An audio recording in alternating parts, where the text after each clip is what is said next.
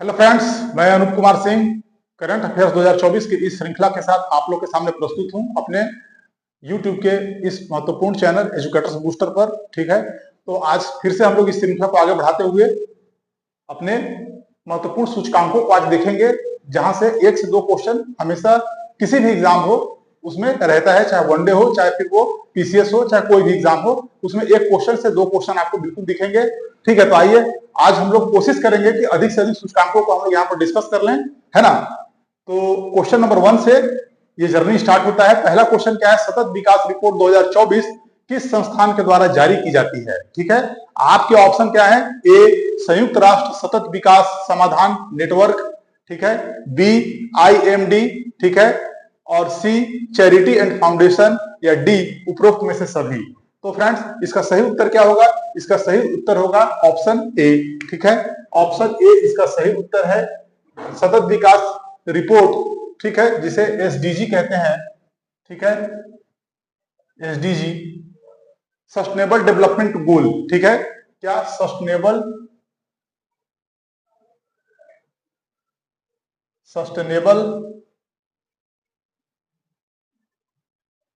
Development goal, ठीक है, जिसमें कुल टोटल कितने लक्ष्य हैं, कितने इसमें गोल हैं? तो 17 गोल हैं, ठीक है। 2015 से 2030 तक इस गोल को, टारगेट को रखा गया है, जिसे अचीव करना है, ठीक है। तो इसके लिए क्या है, हर साल वैश्विक स्तर पे कौन सा देश इस गोल को अचीव करने के लिए कितना नजदीक पहुंच पाया है, इसके आधार पर उसे वैश्विक रैंकिंग प्रदान की जाती है। तो इसे ही संयुक्त राष्ट्र सतत विकास समाधान नेटवर्क के द्वारा इसे प्रस्तुत किया जाता है। तो आपके ऑप्शन ए बिल्कुल सही हो गया। चलते हैं हम लोग नेक्स्ट क्वेश्चन पर। Friends, next question, question number 2 देखिए। सतत विकास रिपोर्ट 2024 के विषय में सत्य कथन है, ठीक है, कौन सा सत्य कथन है? ठीक है, एसडीजी 2024 के रिपोर्ट के संदर्भ में। तो पहला है स्टेटमेंट, भारत की रैंकिंग 109 है, ठीक है, कितनी? 109, भारत की रैंकिंग 109 है। तो ये बिल्कुल राइट है, भारत की रैंकिंग 109 है। और दो, फिनलैंड के द्वारा इसमें क्या है, प्रथम स्थान प्राप्त किया गया है, फिनलैंड के द्वारा। तो राइट, ये भी बिल्कुल सही है। तो आपके ऑप्शन क्या दिया है? ए एक और दो दोनों, फिर बी है केवल एक, सी है केवल दो, और डी है न तो एक और न ही दो।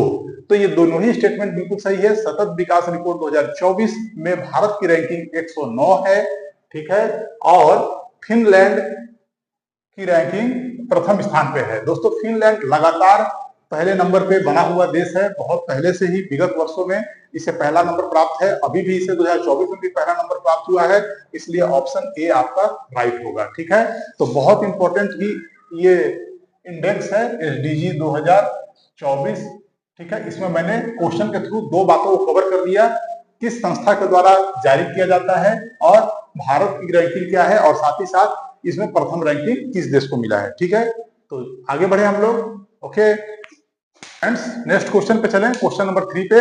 वैश्विक शांति सूचकांक 2024 हेतु प्रमुख कथनों पर विचार करते हुए आपको बताना है सत्य कथन कौन सा है। देखिए, इस तरह के सवाल को यहाँ पर रखने का, डिस्कशन में रखने का मेन एक ही पर्पस है, ताकि आपको इंडेक्सेस के विषय में अधिक से अधिक सूचना मिल जाए। ठीक है, राइट, क्योंकि हो सकता है कि ये क्वेश्चन वैसे वन लाइनर ही होता है, वन लाइनर प्रकृति का ही एक प्रश्न बनता है, लेकिन कई बार ये क्या होता है कि स्टेटमेंट वाइज क्वेश्चन को दे करके एग्जामिनर आपसे ये चेक करने की कोशिश कर सकता है कि आप कितने अधिक से अधिक इंफॉर्मेशन को मतलब इकट्ठा करके रखते हैं किसी एक सूचना के विषय में, राइट। तो इसीलिए मैंने भी यहाँ पर आप लोगों के अधिक से अधिक प्रश्न सही हो, इसलिए मैंने एक ही प्रश्न के थ्रू थोड़ा अधिक इंफॉर्मेशन देने का प्रयास करने वाला हूँ। ठीक है, तो पहला क्या है, आइसलैंड को प्रथम स्थान प्राप्त हुआ है। अनडाउटली आइसलैंड लगातार यहाँ पर कई एक वर्षों से पहले स्थान पर काबिज है। तो ये प्रश्न का पहला जो ऑप्शन है एकदम सही है, स्टेटमेंट सही है। आइसलैंड को प्रथम स्थान प्राप्त हुआ है शांति में। ऐसे भी आप देख सकते हैं, बर्फ से बना हुआ एक टीला है, एक बर्फ का एक पूरा महाद्वीप का हिस्सा है, ठीक है, जो कि बिल्कुल ही मतलब कि अलग है ना, शांतिपूर्ण एक द्वीप के रूप में है। तो ये बिल्कुल सही है। फिर सेकंड है, भारत की का इस सूची में 116वां स्थान है, जिसका स्कोर 2.319 है। राइट। अगर आप 2.3 भी याद रख लिए तो बहुत सही है, तो ये भी सही बिल्कुल है। भारत को 116वां स्थान है। उसके बाद फिर थर्ड क्या कहता है, ऑस्ट्रेलियाई संस्था institute of economic and peace द्वारा ये जारी किया जाता है, ठीक है। Institute for economic and peace द्वारा ये जारी किया जाता है, ये भी एकदम राइट है, ठीक है। और फोर्थ नंबर का स्टेटमेंट आपका कहता है कि यमन को अंतिम स्थान प्राप्त है, तो बिल्कुल सही है। आपको पता ही है कि मिडिल ईस्ट के जो देश हैं वो सभी क्या है, बहुत आसान देश हैं, ठीक है। तो इसलिए यमन क्या है, अंतिम स्थान प्राप्त है शांति में, राइट। अभी यहाँ पर काफी समय से यहाँ की स्थिति जो है क्या है, काफी तनावपूर्ण है ना। तो इसलिए आपका यहाँ पर चारों का चारों स्टेटमेंट एकदम राइट है, ठीक है। वैश्विक शांति सूचकांक के परिप्रेक्ष्य में, संदर्भ में, तो आपका उत्तर क्या हो जाएगा, ए 1 2 3 4 एकदम राइट है ना। तो इसलिए आप इसे बहुत अच्छे से नोट कर लीजिए, बार बार याद कीजिए। इसमें भारत का रैंकिंग बहुत महत्वपूर्ण है, ठीक है। 116 आपको एकदम अच्छे से याद रखना है। यदि संभव हो तो स्कोर को भी कम से कम 2-3 बार देख लीजिए, ताकि आएगा जब भी तो आपको ध्यान आ जाएगा कि 2.3 अगर याद है तो भी बन जाएगा आपका। संस्था, इसको भी संस्था का नाम भी आपको याद रखना है, ठीक है। उसके बाद फिर प्रथम स्थान किसे प्राप्त है, ये तो ऑलरेडी कई एक बार सवाल पूछा गया है, तो इसलिए ये आपको समझ में आया। तो नेक्स्ट क्वेश्चन पे मूव कर सकते हैं हम लोग। Okay friends, next question, question number 4, पर्यावरण प्रदर्शन सूचकांक 2024 में, ठीक है, भारत की रैंकिंग क्या है, ठीक। ए है 176, बी 158, सी 155 या डी 165। तो देखिए, पर्यावरण प्रदर्शन सूचकांक का मतलब ये होता है कि हमने पर्यावरण के लिए क्या क्या कार्य किया किसी भी देश में, ठीक है। जिन देशों को इस सूची में जगह मिला है, तो केवल ये देखा जाता है इसमें कि पर्यावरण के बेहतरी के लिए, उसके बेहतर प्रदर्शन के लिए, ठीक, हमने क्या क्या किया है, हमने पर्यावरण को कितना प्रभावित किया है, ठीक है, उसके सकारात्मक मतलब कि रूप के लिए, ठीक है ना। हमने ग्रीन एनर्जी का कितना प्रयोग किया, हमने मतलब कि जीवाश्म ईंधनों के कम से कम उत्सर्जन के लिए कौन कौन से नवीन तकनीकों और इनोवेशंस पर हमने ध्यान दिया, हमने अपने बजट, जो हमारा राष्ट्रीय बजट है, जीडीपी है, तो हमने उसका कितना अधिक से अधिक हिस्सा इस क्षेत्र में मतलब हमने निवेश किया है तकनीकों को खोजने के लिए, है ना। हमने कितना अच्छा वैश्विक संबंध स्थापित किया है, जिसके द्वारा हमने प्रभावित किया है अन्य देशों को भी ग्रीन एनर्जी की तरफ बढ़ने के लिए, समझ रहे हैं। कितना हमने बहुपक्षीय या फिर द्विपक्षीय बहुपक्षीय संबंधों को कितना मजबूत बनाया है वैश्विक स्तर पे, ताकि पर्यावरण के क्षेत्र में एक साथ मिलकर एकजुट होकर कार्य किया जाए, राइट। तो इस तरीके के नेतृत्व को निभाने के लिए, साथ ही साथ अपने देश के अंदर भी, है ना, पर्यावरण की स्थिति को बहुत अच्छा बनाने के लिए जो भी देश जितना प्रयास करता है, उसके आधार पर इस सूचकांक, उसकी रैंकिंग स्थापित की जाती है, राइट। उसके बाद हम देखें आगे, तो भारत की रैंकिंग क्या है, 176 है, राइट, 176, भारत की रैंकिंग 176 है ना। नेक्स्ट क्वेश्चन, क्वेश्चन नंबर 5, पर्यावरण प्रदर्शन सूचकांक 2024 के संदर्भ में कौन सा कथन सत्य है, देखना है।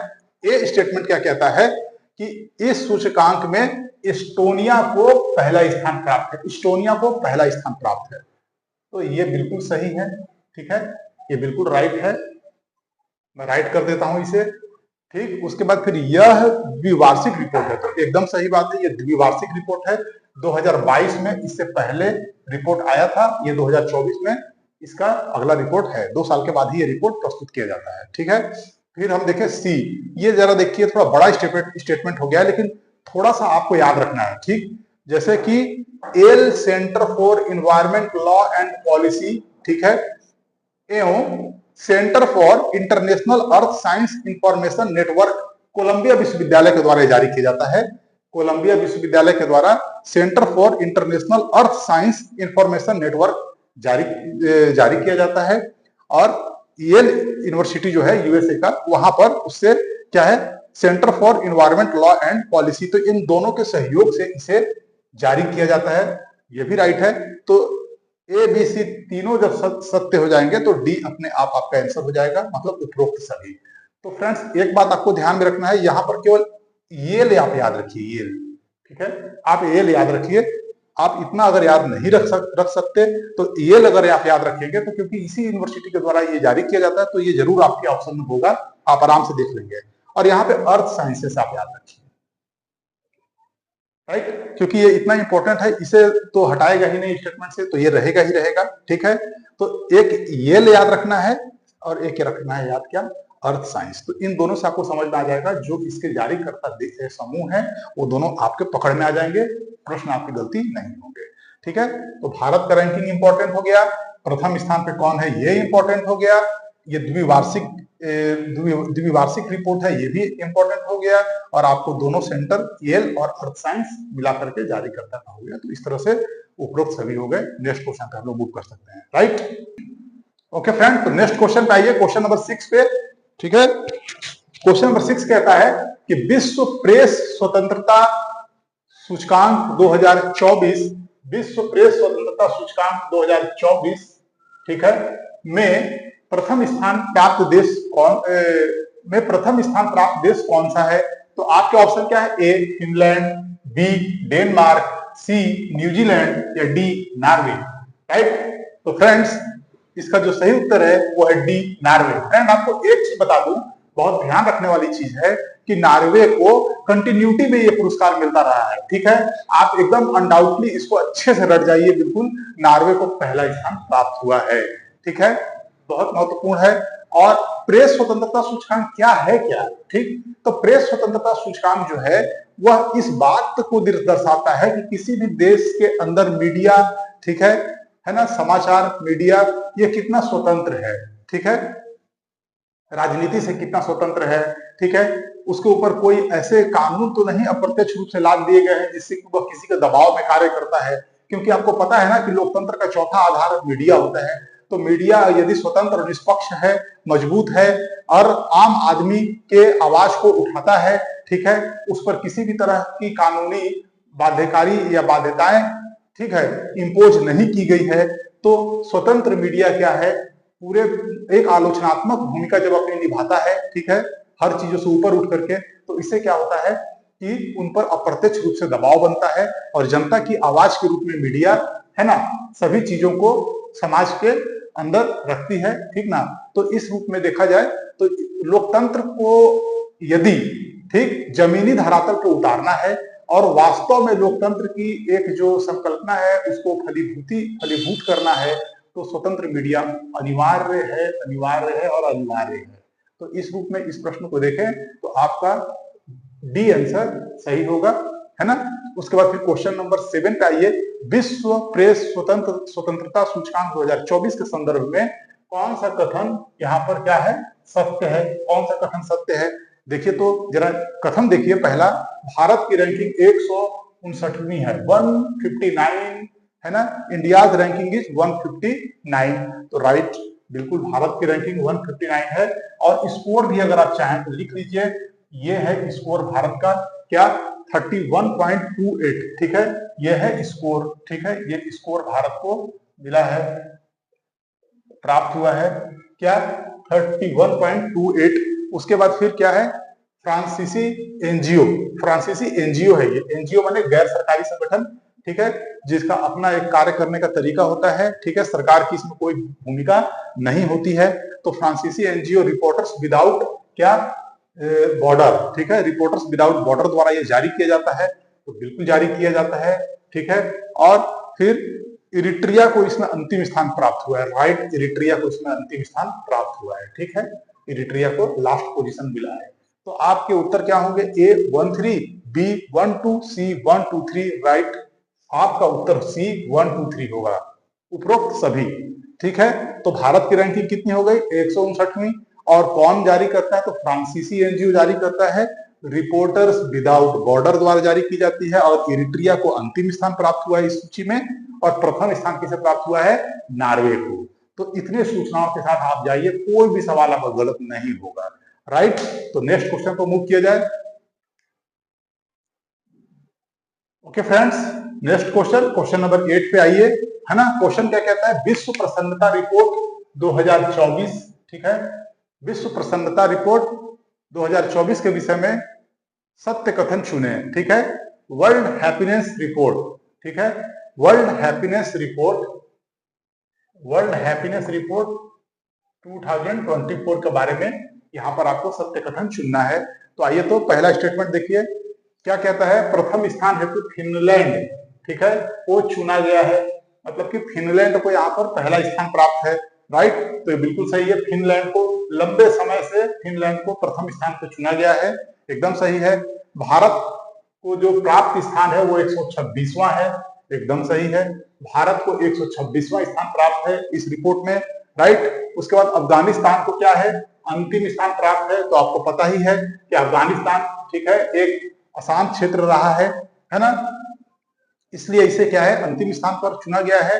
तो इसलिए ए, बी और सी जब तीनों ही सही है, मतलब कि फिनलैंड पहले नंबर पर है वर्ल्ड हैप्पीनेस रिपोर्ट में, और भारत को 126 नंबर प्राप्त है, अफगानिस्तान को अंतिम स्थान प्राप्त है। तो आपका उत्तर डी हो जाएगा, अपने आप उपरोक्त सभी, राइट। ये बहुत इंपॉर्टेंट सवाल है, कई एक बार ये सवाल आ चुका है, राइट, हर तरह के एग्जाम में। तो हम लोग नेक्स्ट क्वेश्चन पर मूव करते हैं, आपको इसे नोट जरूर कर लीजिएगा। Okay friend, next question, question number 9 पे आइए। क्वेश्चन नंबर 9 कहता है कि क्यूएस वर्ल्ड यूनिवर्सिटी रैंकिंग 2025 में भारत के कुल कितने विश्वविद्यालय को शामिल किया है। क्यूएस का मतलब क्या होता है, क्वार्टरली एंड साइमंड्स, ये एक संस्था है ब्रिटेन का, याद रखिएगा, कहीं यही क्वेश्चन आ जाए आपके एग्जाम में कि क्वार्टरली एंड साइमंड्स जो, ठीक है, वर्ल्ड यूनिवर्सिटी रैंकिंग प्रदान करने वाली एक महत्वपूर्ण संस्था है, वह किस देश में स्थित है। तो आपको ध्यान रखना है कि वो ब्रिटेन की एक संस्था है। तो इसके द्वारा हर साल, ठीक है, विश्व की महत्वपूर्ण यूनिवर्सिटीज की रैंकिंग दी जाती है। तो यह रैंकिंग 2024 में तैयार करके 2025 के लिए जारी कर दी गई है। तो इसमें कहा गया है कि भारत के कुल कितने यूनिवर्सिटीज को इसमें शामिल किया गया है। तो आपके ऑप्शन है ए नंबर 71, ऑप्शन बी है 88, ऑप्शन सी 55, ऑप्शन डी है 46। तो आपके सही उत्तर क्या होंगे इन चारों में, D is the right answer, 46। Bharat के 46 यूनिवर्सिटीज को इसमें शामिल किया गया है। फ्रेंड्स, बहुत अच्छे से आपको ध्यान से देखिए इसे, है ना, ये फिगर इतना इंपॉर्टेंट है कि आपके एग्जाम में जरूर आएगा, अगर आएगा तो ये थोड़ा कठिन हो जाएगा, ठीक है। आगे चलिए, क्वेश्चन नंबर 10 पे आइए। World university, QS world university ranking के संदर्भ में सत्य कथन चुनना है। फ्रेंड्स, इसमें मैंने 3 स्टेटमेंट रखे हैं, आपको ये बताना है कि कौन सा स्टेटमेंट इसमें से सच है, सत्य है, ठीक है। पहला, सर्वाधिक विश्वविद्यालय यूएस के 196 फिगर भी मैंने लिखा है, इसमें शामिल किया गया है। तो बिल्कुल सही है, आपको इसे याद रखना है कि सर्वाधिक विश्वविद्यालय यूएस के हैं, यूनाइटेड स्टेट अमेरिका के, 196 को इसमें क्या कर दिया गया है, शामिल कर लिया गया है। ओके, सेकंड स्टेटमेंट क्या है, सर्वश्रेष्ठ स्थान के लिए लगातार 13वीं बार एमआईटी को चुना गया है, मतलब मैसाचुसेट्स इंस्टीट्यूट ऑफ टेक्नोलॉजी, ठीक है। तो एकदम सही है फ्रेंड्स, इसमें 2 भी एकदम सही है। 13वां बार, आप सोच लीजिए कि ये रैंकिंग जब से दी जा रही है उसमें 13वीं बार यह ऐसी, मतलब कि ऐसा सौभाग्य एमआईटी को प्राप्त हुआ है कि यह 13वीं बार भी फर्स्ट नंबर पे है वर्ल्ड में, राइट। उसके बाद फिर थर्ड स्टेटमेंट आपका कहता है कि भारत की आईआईटी बंबई को 118वां स्थान प्राप्त हुआ है। तो बिल्कुल राइट है ना, भारत का सबसे अच्छा रैंक लाने वाला जो यूनिवर्सिटी है वो क्या है, आईआईटी बंबई है, 118वां स्थान प्राप्त हुआ है। तो इस तरीके से देखा जाए तो तीनों ही आपके स्टेटमेंट बिल्कुल राइट है। तो बी ऑप्शन बिल्कुल सही है, 1, 2 और 3, ठीक है। तो इस बात को आपको समझना है कि इसमें मैं 2 बात और बता देता हूं कि इसमें यूएसए को, राइट, यूएसए को 196, यूएसए के 196 यूनिवर्सिटीज को इसमें शामिल किया गया। उसके बाद फिर सेकंड नंबर पे ब्रिटेन है ना, ब्रिटेन, तो ब्रिटेन के 90, मतलब 90 यूनिवर्सिटी इसमें शामिल है। और फिर चीन के 71 यूनिवर्सिटी इसमें शामिल है। और मैंने कहा भारत के क्या है, 46 यूनिवर्सिटी इसमें शामिल है। ऊपर से जो 3 दिए हुए हैं, यूएसए, ब्रिटेन और चीन, ये क्रमशः है फर्स्ट, सेकंड और थर्ड, आप ऐसे भी याद रख सकते हैं, है ना, सेकंड और ये थर्ड, इस तरीके से आप इसको याद रखिए, है ना। फिर यहां पर मैंने बता दिया कि बंबई को क्या मिला है, 118वां स्थान। आपको बता दूं ध्यान रखने के लिए कि आईआईटीज हमारे देश में जैसे 5 संस्थान को अगर देखें तो उसमें से लगभग 4 संस्थान आईआईटी से ही हैं और एक Indian institute of sciences Bengaluru को इसमें स्थान दिया गया है, राइट। तो इतनी इंफॉर्मेशन को यदि आप यूएस वर्ल्ड यूनिवर्सिटी रैंकिंग 2025 के संदर्भ में अगर याद रखते हैं तो मुझे ऐसा लगता है कि कोई भी सवाल गलत नहीं होना चाहिए, राइट, लेकिन ध्यान रखना पड़ेगा। तो नेक्स्ट क्वेश्चन पर मूव किया जाए। ओके फ्रेंड, तो नेक्स्ट क्वेश्चन पाइए, क्वेश्चन नंबर 11। विश्व प्रतिस्पर्धा सूचकांक 2024, जरा ध्यान से देखिए, विश्व प्रतिस्पर्धा सूचकांक 2024 में कौन कौन से कथन असत्य हैं। देखिए जरा सा, असत्य पूछा है यहाँ पर। अब हम लोग अभी तक सत्य कथन देख रहे थे, यहाँ पे असत्य कथन खोजना है। ठीक है, आपके स्टेटमेंट नंबर 1 में ये कहा गया है कि सिंगापुर को इसमें पहला स्थान प्रदान किया गया है, सिंगापुर को फर्स्ट रैंक दिया गया है। राइट, एकदम राइट। ठीक है, सिंगापुर को पहला स्थान दिया ही गया है। ठीक, उसके बाद फिर बी, ये कहा गया है कि भारत को इसमें जो रैंकिंग मिली है वो 39 है। तो बिल्कुल सही है, भारत को 39 रैंकिंग मिली है ना। प्रतिस्पर्धा सूचकांक में भारत को 39 पोजीशन प्राप्त हुआ है। और सी कहता है कि IMD, ठीक है, international institute of management development, क्या इंटरनेशनल है ना, इंटरनेशनल इंस्टीट्यूट फॉर क्या है, मैनेजमेंट एंड डेवलपमेंट। आप नोट करते जाइएगा, डेवलपमेंट, IMD का पूरा नाम यही है, international institute for management and development. फिर है WCC, वर्ल्ड,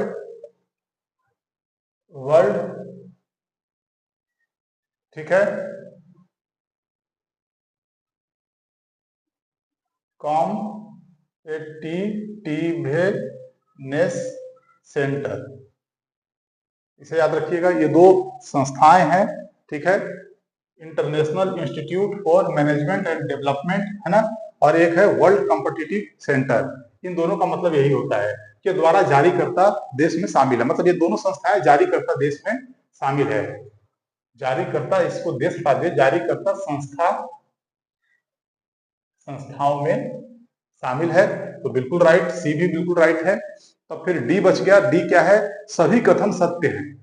सभी कथन सत्य, असत्य चुनना था लेकिन क्या हो गया, डी दिया हुआ है, सभी कथन सत्य हैं। तो ठीक है, सभी कथन सत्य हैं, तो डी आपका उत्तर बिल्कुल राइट होगा, है ना। तो इसका मतलब ये तीनों ही जो स्टेटमेंट ऊपर दिए गए थे वो राइट है। तो विश्व प्रतिस्पर्धा सूचकांक के लिए सिंगापुर को प्रथम स्थान प्राप्त है, पहला बात। दूसरा, भारत को 39 पोजीशन प्राप्त है। तीसरा, IMD और WCC के द्वारा ये जारी की जाती है। ये बातें आपको याद रखनी है। इसी तरीके से हम नेक्स्ट क्वेश्चन पर मूव करेंगे अब। ओके फ्रेंड, नेक्स्ट क्वेश्चन पर आइए, मूव करते हैं हम सब। क्वेश्चन नंबर 12 पर आइए। Cost of living city ranking 2024, cost of living city ranking 2024 के लिए कौन सा कथन सत्य है। देखिए, इसका पहले तो मैं मतलब समझा दूंगा आपको। मतलब कि किसी भी शहर में रहने का कॉस्ट आपको चुकाना पड़ता है, राइट। जैसे कि वहां का स्वास्थ्य के लिए, शिक्षा के लिए, ठीक है, और बेहतर अवसंरचना के लिए, है ना, स्वच्छ वायु के लिए, ठीक, वहां पर आपको रहने के लिए भी टैक्सेस पे करने पड़ते हैं। तो कई तरह के चीजों का वहां पर आपको मिला करके खर्च करना पड़ता है, बहुत सारी चीजों पे, स्वास्थ्य, शिक्षा, भोजन, है ना, अच्छे रहन सहन, आवास, शुद्धता, सब चीज के लिए। तो उन सभी को जोड़ दिया जाए तो विश्व में कौन कौन से शहर हैं जहां पर रहने के लिए सबसे अधिक चुकाने वाला, जो मतलब कि चुकाया जाता है, जो पैसा जो वहां पे खर्च किया जा रहा है, तो किस शहर में अधिक पैसा खर्च किया जा रहा है और किस शहर में सबसे कम पैसा खर्च किया जा रहा है, इसे एक लिस्ट में उसको क्या है, क्रमबद्ध रूप से सजाया जाता है। ठीक है, मतलब सबसे ऊपर सबसे अधिक जहां पर खर्च हो और सबसे नीचे सबसे कम खर्च होने वाले शहर को इसमें स्थान प्रदान किया जाता है। तो आपके स्टेटमेंट पहला है कि प्रथम स्थान पर हांगकांग, प्रथम स्थान हांगकांग को प्राप्त हुआ है, प्रथम स्थान हांगकांग को प्राप्त हुआ है। ये देखिए, ये है, तो बिल्कुल सही है, हांगकांग को पहला स्थान प्राप्त हुआ है, एकदम राइट है। सेकंड नंबर बोलता है आधार शहर के रूप में या आधार के रूप में न्यूयॉर्क शहर को चुना गया है। तो फ्रेंड्स बिल्कुल सही है। क्या हुआ है इसमें, इस सूचकांक को तैयार करने से पहले न्यूयॉर्क को एक बेस माना गया है। आपको पता है ना, हम लोगों को कोई भी सूचकांक जब तैयार करना होता है तो उसमें एक बेस ईयर माना जाता है, कि कोई एक आधार माना जाता है। उस आधार के ही को ध्यान में रखकर हम तुलनात्मक रूप से देखते हैं, ठीक है, कि अधिक और कम वाले को फिर उसको हम उस लिस्टिंग में स्थान देते हैं।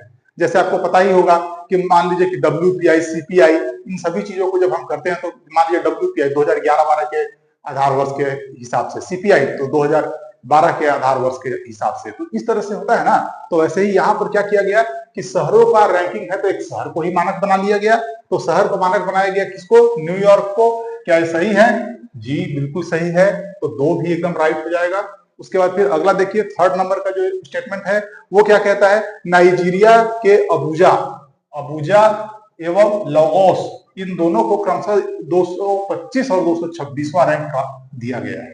ठीक है, ये आपको स्टेटमेंट में कह रहा है कि अबूजा और लागोस को 225 एवं 226 स्थान प्राप्त है।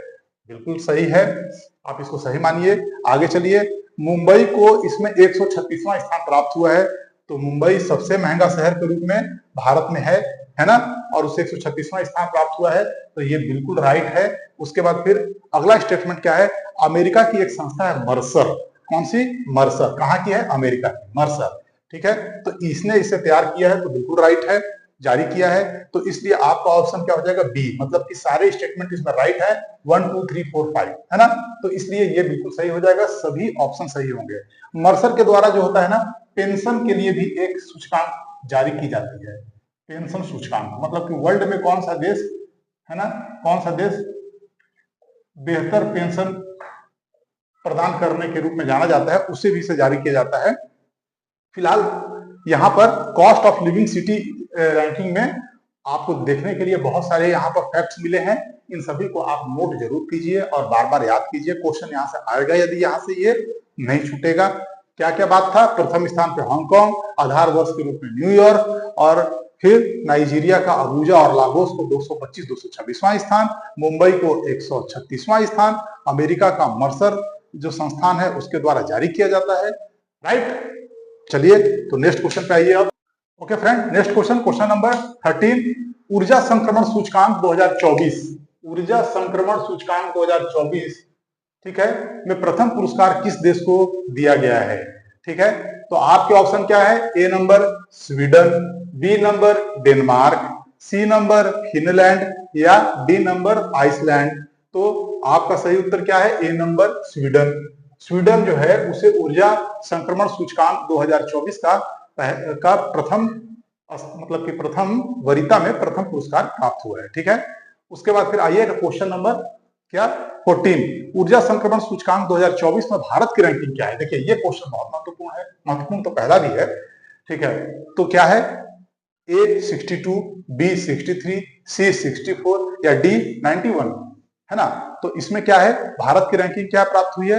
तो भारत को जो रैंकिंग प्राप्त हुई है वो बी है, क्या? 63।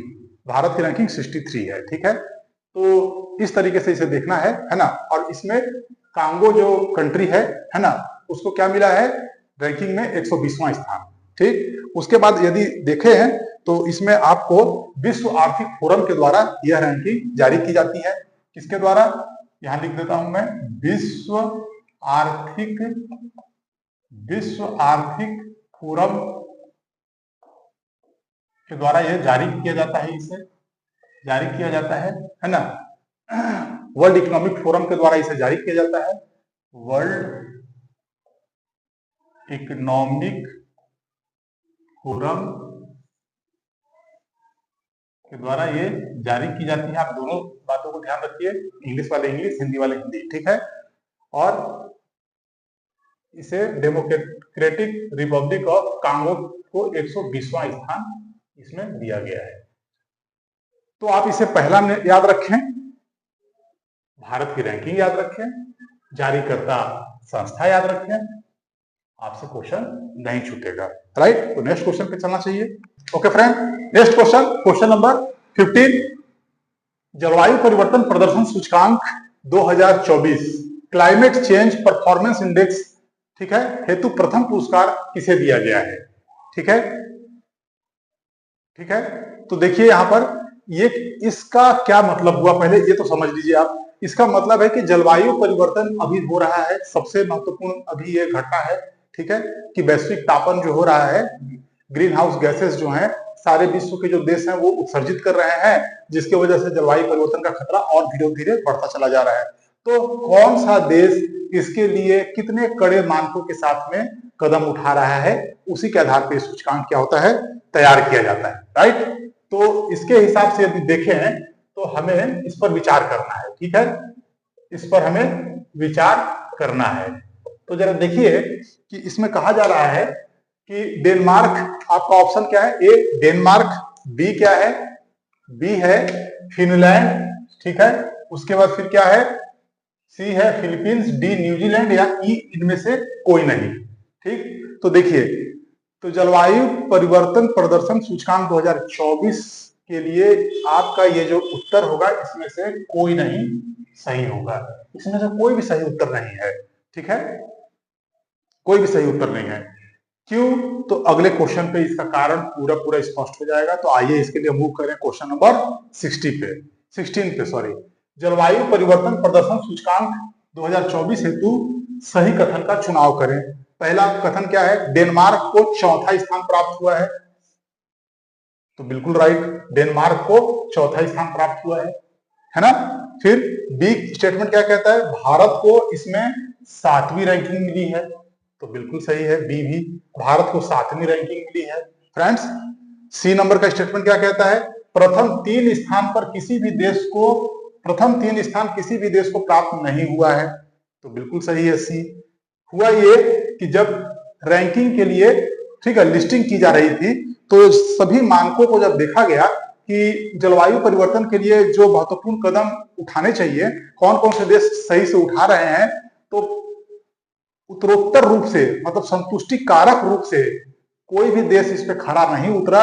इसलिए पहला, दूसरा, तीसरा, आपको पता है कि ये डोमिनेटिंग, मतलब कि ये मतलब बहुत अच्छा परफॉर्मेंस करने वाले कंट्री जो होते हैं, जो कि डोमिनेटिंग इफेक्ट करते हैं, मतलब सबसे अच्छा, बहुत बढ़िया प्रदर्शन कर रहे हैं, तो उनको 1, 2 और 3 पे रखा जाता है। तो इसलिए कोई भी देश इतना अच्छा प्रयास जलवायु परिवर्तन के खिलाफ नहीं किया, इसीलिए 1, 2 और तीसरे स्थान को वैकेंट रख दिया गया, वहां पर किसी को भी स्थान नहीं दिया गया, और चौथे नंबर पे डेनमार्क को रखा गया। इसलिए पहला जो क्वेश्चन था वो, उसमें डेनमार्क यहाँ पर ऑप्शन होने के बाद भी प्रथम स्थान पर मैंने पूछ दिया था इस सवाल को, इसलिए ये कोई नहीं उत्तर ही इसमें सही होगा। अब समझ में आ गया? आगे चलिए। फिर देखिए कि डी है जर्मन वॉच के द्वारा यह जारी किया जाता है सूचकांक, तो बिल्कुल सही है, जर्मन वॉच जो है क्लाइमेट इंडेक्स को इसके लिए मतलब तैयार करता है, ठीक है, तो इसलिए डी ई जो है उपरोक्त सभी, तो ये बिल्कुल सही होगा। तो आप इसे ठीक से देखिए, जलवायु परिवर्तन प्रदर्शन सूचकांक 2024 जो है बहुत इंपॉर्टेंट सूचकांक है ना। इसमें मैंने जो बताया उसमें क्या बात बताया कि प्रथम 3 स्थान जो है, फर्स्ट, सेकंड और थर्ड, ये क्या है? किसी को नहीं मिला है ना, इसको याद रखना है। तो 4th पोजीशन आपको याद रखना है कि ये डेनमार्क को मिला है, डेनमार्क को मिला है ना, और हमें कितना मिला है? 7th, है ना, भारत को क्या मिला है? 7th, ये ध्यान रखना है। जर्मन वॉच इसे जारी करता है। बस यही सब बातों को याद रखना है, क्वेश्चन छूटने का कोई चांस ही नहीं है, बिल्कुल सही से आपको बनेगा। ठीक, मैंने इसलिए इस क्वेश्चन को इस तरीके से तोड़ दिया था ताकि आप इसको थोड़ा अटेंशन आपका बन सके 1, 2 और 3 वाले पे, राइट। आइए नेक्स्ट क्वेश्चन पे चलिए। Okay friend, next question, question number 17, corruption perception index, ठीक है, सीपीआई 2023, जिसे 2 जनवरी 2024 में जारी किया गया, में भारत की रैंकिंग कितनी है? ठीक है, तो ये भ्रष्टाचार प्रदर्शन सूचकांक होता है, भ्रष्टाचार को लेकर के इसको, इस सूचकांक को जारी किया जाता है। इसमें क्या होता है कि कौन सा देश कम भ्रष्टाचार है, कौन सा देश अधिक भ्रष्टाचारी है। इसमें रैंकिंग में क्या है, 0 से लेकर के 100 तक स्कोर होता है इसमें, जिसे 0 से जो ज्यादा नजदीक है, या फिर मान लीजिए एब्सोल्युटली जिसको 0 ही मिल गया, वो सर्वाधिक भ्रष्ट है। क्या है? सर्वाधिक भ्रष्ट। और जिसे अधिक स्कोर मिल गया वो कम भ्रष्ट है। ये देखिए जरा सा यहाँ पर कंट्रास्ट है, इसीलिए मैंने इसको स्पेशली दिखा दिया है। अब देखिए यहाँ पर क्या है कि ए है 91वां, बी है 92, सी 93 और डी 94। तो इसमें सही जवाब क्या है? सी जवाब सही है, 93। भारत की रैंकिंग 93 है और भारत का स्कोर क्या है? 39। जरा देखिएगा, जरा एकदम ध्यान से यहाँ पे देख लीजिए कि रैंकिंग है 93 और जस्ट अगर हम डिजिट को उलट दें तो क्या हो जाएगा? स्कोर हो जाएगा भारत का 39 स्कोर है, ठीक है। ये क्या है? इसका स्कोर है 39 स्कोर है। आगे बढ़े तो क्वेश्चन नंबर 18 पे आ जाइए। भ्रष्टाचार प्रदर्शन सूचकांक में प्रथम स्थान किसे प्राप्त है? मतलब ऐसा कौन सा देश है जो सबसे अधिक ईमानदार है? जरा ध्यान रखिएगा इस बात को। तो सबसे अधिक ईमानदार देश कौन सा है? डेनमार्क है कि फिनलैंड है कि न्यूजीलैंड है कि ऑस्ट्रेलिया है? तो फ्रेंड्स सही जवाब क्या हो जाएगा? ए, डेनमार्क। राइट, डेनमार्क सबसे अधिक ईमानदार देश है जहां पे भ्रष्टाचार बहुत ही न्यून स्तर पे है। तो इसे ध्यान रखना है। सीपीआई, ठीक है, 2023 जिसे 2024 में जनवरी में जारी किया गया है। भारत की रैंकिंग 39 और स्कोर, भारत की रैंकिंग 93 और स्कोर 39। ठीक है, ध्यान रखना है। भ्रष्टाचार प्रदर्शन सूचकांक में डेनमार्क सबसे अधिक ईमानदार देश के रूप में अभी भी शामिल है। आइए नेक्स्ट क्वेश्चन देख लें। ओके फ्रेंड, तो नेक्स्ट क्वेश्चन पे हम लोग चले। नेक्स्ट क्वेश्चन क्या कौन सा है? 19 नंबर क्वेश्चन पे मूव कर रहे हैं हम लोगों को।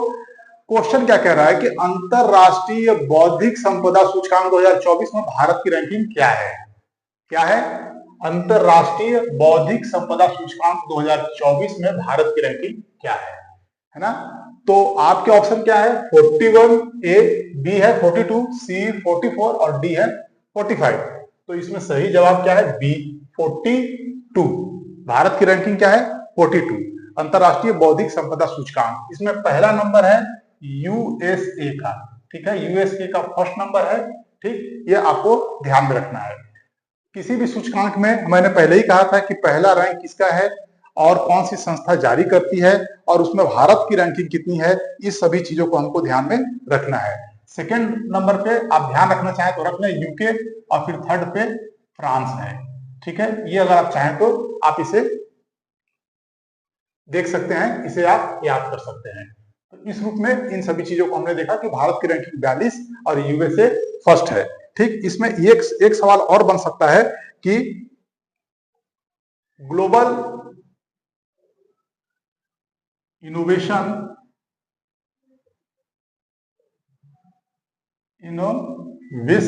ठीक है,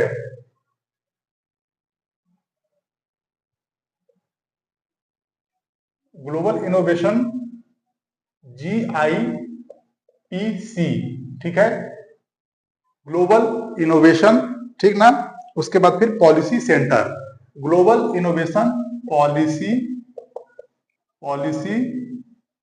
सेंटर, इस एक संस्था को याद रखना है, इसके द्वारा ये जारी किया जाता है। ठीक, तो इस रूप में देखें तो ये सवाल का आपका इस संदर्भ में इसका पूरा डिस्क्रिप्शन हो गया आपका।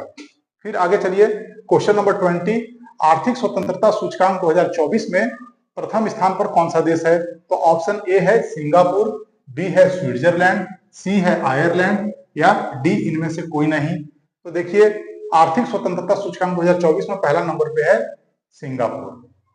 याद रखना है, आपको पता होना चाहिए, सिंगापुर एक महत्वपूर्ण देश है जिसका व्यापारिक गतिविधि के रूप में इंट्री पोर्ट का कार्य करता है।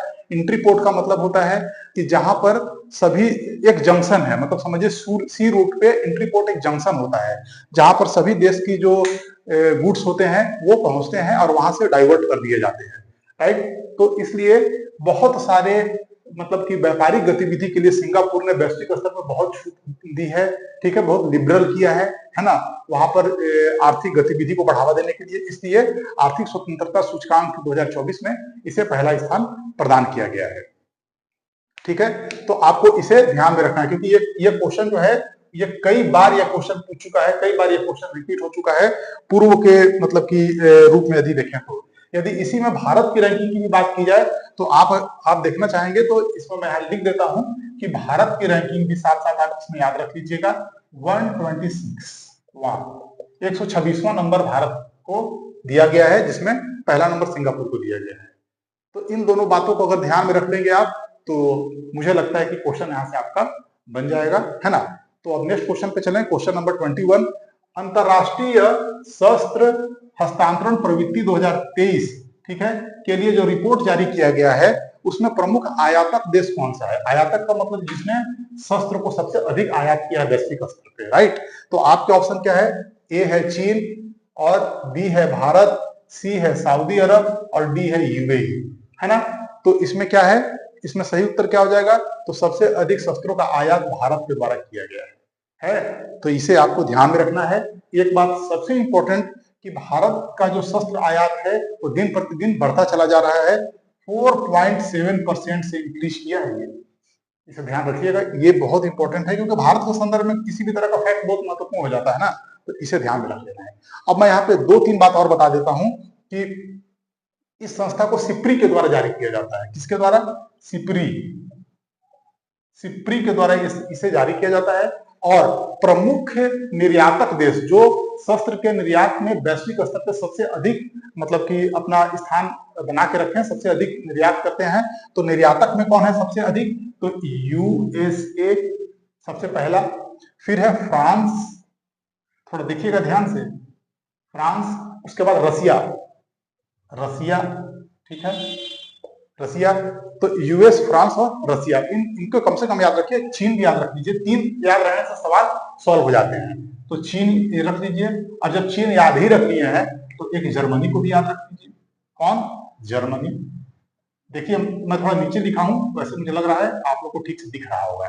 तो यहां पर फ्रांस और रसिया का जो शेयर है, जो हिस्सेदारी है, वो 11% की है ना। आपको पता ही है कि वैश्विक स्तर पे जो अभी चल रहा है, जिस तरह का माहौल, उसमें सबसे अधिक खरीदारी तो इसी चीज की होगी। तो ये बात को आपको ध्यान में रखना, इसको बहुत अच्छे से ध्यान में रखिएगा, क्योंकि आप रसिया से कंफ्यूज करके इस मतलब कि पूरे सीरीज को गड़बड़ कर सकते हैं। तो यूएस, फ्रांस, रसिया, चीन और जर्मनी, और प्रमुख आयातक देश को भी ध्यान में रख ले हम लोग अगर, तो हम लोग का ये पूरा डिस्कशन सार्थक हो जाएगा। तो आयातक देश में जो भी होंगे, तो आइए आयातक को हम लोग इस समय जरा मिटा दूं, रफ कर दूं थोड़ा सा, तो लीजिए रफ कर दिया गया। अब यहाँ पर हम लोग देखेंगे प्रमुख आयातक देशों को। तो आयातक में तो हम स्वयं हैं, ठीक है। तो इंडिया, भारत 4.7% से इंक्रीज किया है भारत का शस्त्र आयात। उसके बाद फिर सेकंड नंबर पे कौन है? तो सेकंड नंबर पे जो देश है वो है सऊदी अरब, ठीक है। थर्ड नंबर पे कौन है? कतर। तो आप 3 याद रख लीजिएगा, आपका काम हो जाएगा, ठीक है। 3 याद अगर आप रख लेते हैं तो काम हो जाएगा। ऐसे 5 अगर आप चाहेंगे तो 5 भी आप ध्यान में रख सकते हैं, ठीक है। इसमें यूक्रेन है चौथा नंबर पे, और फिर पाकिस्तान 5वें नंबर पे। मैं कहूंगा कि 3 जरूर याद रखिएगा, ठीक है। भारत, सऊदी अरब, कतर, राइट। यूक्रेन का इसलिए नंबर आ गया है क्योंकि वैश्विक स्तर पे जो युद्ध का माहौल है, यूक्रेन रूस से लड़ रहा है, तो इसे शस्त्र की बहुत अधिक आवश्यकता पड़ रही है, इसीलिए इसकी रैंकिंग खसक करके क्या है, चौथे नंबर पे आ गई है। तो और पाकिस्तान तो आपको पता ही है। चलिए, तो इस तरीके से आपको इसमें ध्यान में रखना है। तो ये भी आपका हो गया, ठीक है। ओके फ्रेंड, तो नेक्स्ट क्वेश्चन पे आइए। वैश्विक भूख सूचकांक में भारत की रैंकिंग, भारत को कौन सी रैंकिंग प्राप्त है? वैश्विक भूख सूचकांक 2024, ये 2024 की रिपोर्ट है, ठीक है। में भारत की रैंकिंग प्राप्त है। ए 104, बी 106, सी 102 या डी 105? तो आपका सही उत्तर क्या है? डी 105। मतलब वैश्विक भूख सूचकांक 2024 में भारत को 105वां स्थान प्राप्त हुआ है, ठीक है।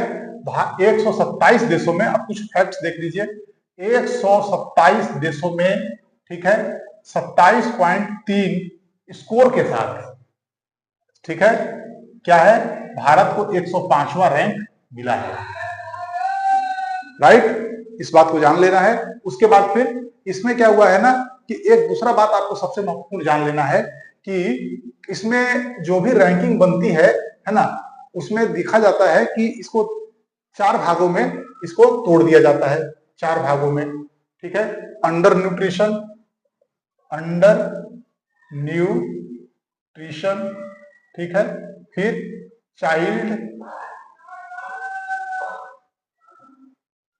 मॉर्टेलिटी, चाइल्ड मॉर्टेलिटी, ठीक है, मॉर्टेलिटी। उसके बाद फिर क्या है, चाइल्ड वेस्टिंग, और फिर क्या है, चाइल्ड स्टंटिंग,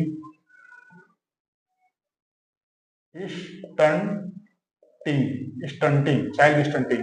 अंडर न्यूट्रिशन आपको पता ही है कि ऐसा बच्चा जिसमें पोषक पदार्थों की कमी हो उम्र के हिसाब से, चाइल्ड न्यूट्रिशन में आ जाता है। चाइल्ड मोर्टेलिटी मतलब कि कितने बच्चे, ठीक है, जन्म लेने वाले कितने जितने जन्म लेने वाले बच्चे हैं उसमें कितने बच्चे, ठीक है, की मृत्यु हो जाती है, चाइल्ड मोर्टेलिटी इसे ही कहा जाता है। चाइल्ड वेस्टिंग, तो चाइल्ड वेस्टिंग का मतलब क्या होता है? चाइल्ड वेस्टिंग का मतलब होता है कि 5 वर्ष से कम उम्र के बच्चे, ठीक है, जिनका क्या है, उम्र के हिसाब से जो कि अंडर वेट है, अंडर वेट, ठीक है, अंडर वेट है, अंडर वेट बच्चों का अनुपात, अंडर वेट बच्चों का अनुपात, मतलब 5 वर्ष से कम उम्र के कितने ऐसे बच्चे हैं, जो जन्म लेने वाले बच्चे कितने ऐसे हैं जो अंडर वेट हैं, ठीक है, उन्हें चाइल्ड वेस्टिंग कहते हैं। चाइल्ड स्टंटिंग मतलब कि ऐसे बच्चे जन्म लेने वाले जो कि 5 वर्ष से कम उम्र के हैं और उनका क्या है, लंबाई कम है, ठीक है, कम लंबाई वाले, कम लंबाई वाले बच्चे, ये दोनों क्या है, 5 वर्ष से कम, 5 वर्ष से कम उम्र के बच्चों के लिए हम लोग इसे देखते हैं। तो आपको ये समझ में आ गया, चाइल्ड वेस्टिंग का मतलब क्या है, अंडरवेट, और चाइल्ड स्टंटिंग का मतलब क्या है, लंबाई जिनका 5 वर्ष से कम, ऐसे बच्चे जिनका लंबाई कम हो। इस बात को आपको समझ जाना है ना। और कंसर्न वर्ल्ड वाइड क्या है, concern world wide, concern world wide, ये कहां की है, आयरलैंड की संस्था है, आयरलैंड की संस्था है कंसर्न वर्ल्ड वाइड, ठीक है। उसके बाद फिर क्या है, वेल्थ हंगर हिल्फ, क्या है, वेल्थ हंगर हिल्फ, ठीक है, ये जर्मनी की संस्था है, ठीक है, देख लीजिए ध्यान से, ये जर्मनी की संस्था, ये दोनों संस्थाओं को आपको देखना है, कंसर्न वर्ल्ड वाइड आयरलैंड की संस्था है और वेल्थ हंगर हिल्फ जो है वो जर्मनी की संस्था है ना। मैं इसे अगर कहें तो लिख दूं, वेल्थ हंगर हिल्फ, ये वेल्थ हंगर हिल्फ जर्मनी की। तो ये दोनों संस्थाओं के द्वारा मिलकर के इस वैश्विक भूख सूचकांक को क्या है, जारी किया जाता है। तो देखिए यही था महत्वपूर्ण सूचकांक, इसी सूचकांक से घुमा फिरा के सारे सवाल आएंगे। आपको बस ध्यान ये रखना है कि हमें भारत की रैंकिंग हर जगह याद रखनी है, पहले नंबर पे कौन सा देश है इसे याद रखना है। यदि किसी सूचकांक के परिप्रेक्ष्य में कोई अगर वहां पर थीम लाइन है तो उसे भी ध्यान रखना है, ठीक है। तो आप इतनी बातों को अगर समेट के परीक्षा हॉल में जाएंगे तो पूरा विश्वास है मुझे कि आपसे सवाल सूचकांक से अगर 1, 2, 3 जो भी आएगा सारा सही हो जाएगा, ठीक। तो यदि हम लोगों का ये प्रयास अगर आप लोगों को सार्थक लगता है कोई फायदा आपको हो रहा है, तो आप लोग प्लीज कमेंट जरूर कीजिए और हमारे चैनल को सब्सक्राइब कीजिए, ठीक, और अधिक से अधिक लोगों को शेयर कीजिए, लाइक कीजिए, राइट, ठीक है। तो इस सीरीज में फिर कल हम फिर से एक नए टॉपिक के साथ आप लोगों के सामने उपस्थित होंगे। तब तक के लिए धन्यवाद, थैंक यू वेरी मच।